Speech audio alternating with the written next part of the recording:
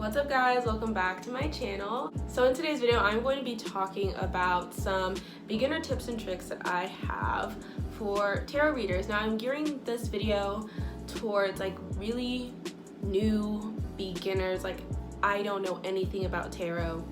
Like that's the level I'm gearing it at, okay? But don't worry if you're advanced, I'm going to be dropping an advanced tips and tricks tarot video sometime this week, so subscribe to this channel and look out for that. We are going to be talking about what type of cards to get, what do you need to do when you get your cards, certain spreads, how to deliver a message, how to strengthen your intuition. We're gonna get into all that in this video. But before we do, let's talk about tarot reading and what that is. So tarot readings are when an intuitive person draws cards to confirm their intuitive messages, okay? So it's not the cards giving you the message, it should be the person channeling the message and using the cards to confirm and to guide them in what the message is. There's a big difference between a reader and a mystic, someone who just reads cards and someone who is literally receiving intuitive messages. Those are the people you want to be booking readings with. Regardless though, I think tarot is super fun and everyone should try it out, and I think it's a good way to give ourselves affirmations. You don't have to take it to the level of like, you know, charging people and reading other people, whatever. If you want to keep it to this like, you know, if you want to incorporate it into your everyday, I think this is a great thing to incorporate into your everyday, whether you're a mystic or not. So let's start off with what cards to get. So there are all types of tarot cards, but for beginners, I would recommend getting either the standard tarot deck or an oracle deck. Which brand, which one, well that's up to you and your price and whatever one you're drawn to. So just to recommend a few, I have this tarot deck. It is Tarot to Go. Who's it by? Essential Tarot book. I'm trying to see if I can find the author. I'll link it down below though. I got it on Amazon. So this is the mini set, but I actually have the full set as well. I just gave it away. But I like this for beginners because it comes with a book. The book also comes with a few spreads that it'll teach you. It also will include like the definition of the cards, reversed and upright, and it explains what major arcana is as well. So yeah, for beginners, I recommend finding a set that has the book just to make things a little easier, just so you have something to refer to while you're still learning. So the other type of tarot card I have to recommend are oracle cards. I like these ones. They're the Sacred Destiny Oracle. Again, I'll link them down below. And they were upside down. The Sacred Destiny Oracle. And again, I'll link them down below. I just like the energy to these. They're mostly positive cards too, which I think, you know, sets the reading up to be a lot more of an uplifting reading. But yeah, that's kind of what they look like. So these will have like words and images on it. It comes with a book definition as well, but I find that some readers do better with reading oracles than reading tarot, so whichever one you're drawn to. Just to recommend another type of oracle, I have this one. It's the Lover's Oracle, and the reason why I want to recommend this one is because it has like a message written on it. So some people are a little bit better at channeling messages than channeling images. So if you are someone who likes to channel messages, and I would look out for that. You know, it's all about getting to know your reading style. So now we're going to talk about what to do when you get your card. This first step is optional. It's up to you and whether you believe in saging or not, but a lot of readers recommend that you sage your tarot cards right when they come home. So the next thing you have to do when you get your tarot cards is bond with them. That is like the immediate thing you want to do. So you kind of just want to sit with them and go through any image, you know, kind of like feel out the cards, like what intuitive messages are you getting. Even if you don't know the meanings yet, it's still good to practice this in order to strengthen your intuition. Just like go through and spend time with each card. And then another thing I recommend doing is like free readings. So asking your friends, your family, people on the internet, like, hey, can I read you? Because that's another amazing way to get to know the cards. And I would just keep it like a one card pool so you can spend time with the one card. You know what I mean? I love one card pools for that reason. But yeah. Okay, so now we're going to get into spreads, and I'm going to switch the camera view so that way I can show you guys the spread. Hey guys, so I'm going to be showing you guys a 4-card spread today. So first thing you want to do is shuffle your cards however you want to. I'm going to show you a few shuffles. So there's a side shuffle, and this is for people who like to read in the upright only, and that's so that way the cards don't go in reverse, you know what I mean? So there's a side shuffle. That's also really good if you don't want to dent your cards. And then of course there's the classic shuffle, like so, which is the one I like to do. I like to do both, it depends. Lately I've been doing more of the side shuffle and starting with the cards upright, but yeah. And then we're gonna talk about dealing. So some people like to shuffle the cards until it intuitively feels right and deals from the top. So that's when you'll shuffle, and then the second you feel like stopping, which is this is a great way to practice intuition, by the way. I highly recommend beginners do it this way. When you intuitively feel like, oh, I should stop shuffling, then you would deal typically from the top and get your message out. All right? And that's going to be the spread we're going to be showing you guys. By the way, it's a 4-card spread, and we'll talk about dealing spreads out and everything too. Anyway, so that's one way. Another way is to, another shuffle too that people like to do is casino shuffle, in which I'm really bad at. But another way to deal the cards would be to kind of like pull on them like that until some fall out and make themselves known. And here's our 4. Whichever one you feel works best for you. Okay, why is this crooked? Okay, so let's go ahead and get into the actual spread. So now that you've dealt your cards, we're gonna start with this 4-card spread. So how you can spread this out before you even get into the meanings is you can go across like this. That's one way people do it. You can go all the way across like this, which is how I'm going to be teaching it just for viewing purposes.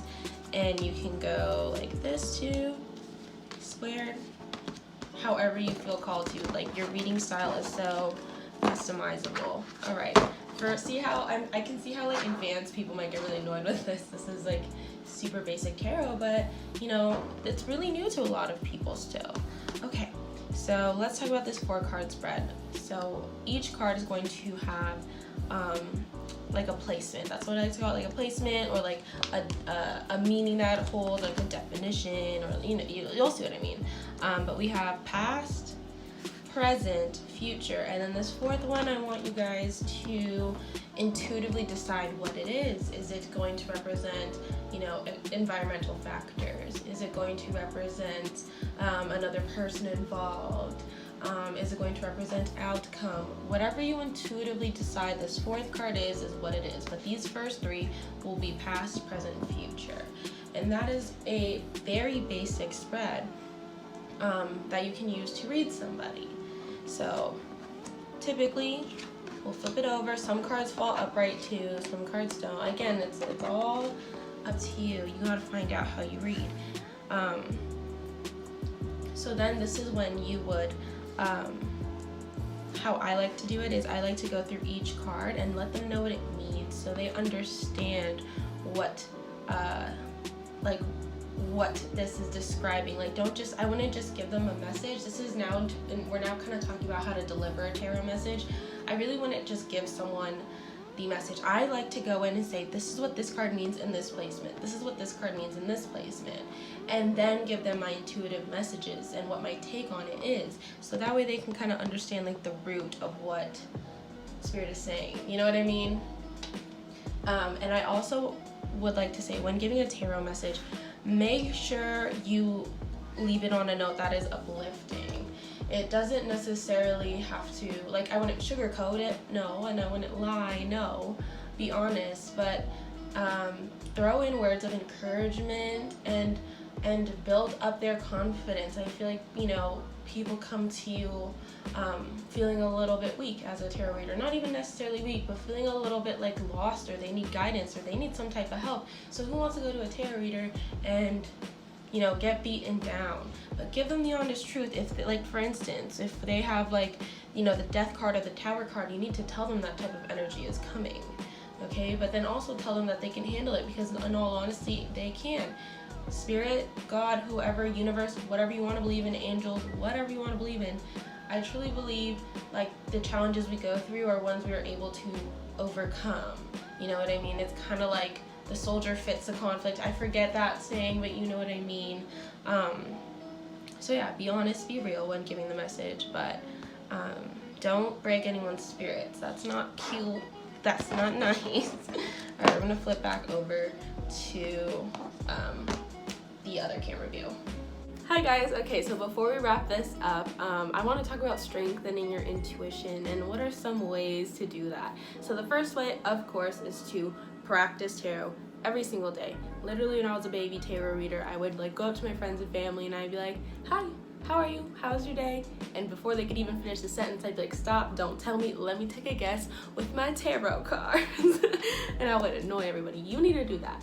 Literally, go online, tweet, free card pull, and you will get like 30 fucking messages. Like, it's so easy to practice every single day. The next thing you want to do is stay hydrated. I cannot stress this enough. The more in tune you become with your intuition, I feel like naturally more in tune you become with your body in general.